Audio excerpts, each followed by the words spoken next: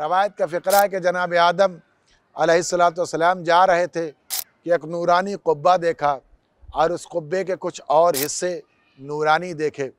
गुरफ़ों और कमरों से गुज़रते हुए जनाब आदम जनाब जिब्राईल के साथ आगे बढ़ते चले गए।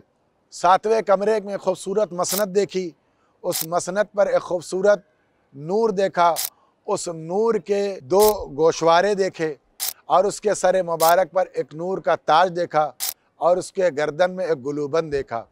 जनाब आदम फ़ौरन सजदा करने वालों के में शामिल होने के लिए सजदे में जैसे ही गए, फ़ौरन आवाज़ कुदरत आई, ए आदम ये मकाम सजदा नहीं है, तुम सजदा क्यों कर रहे हो?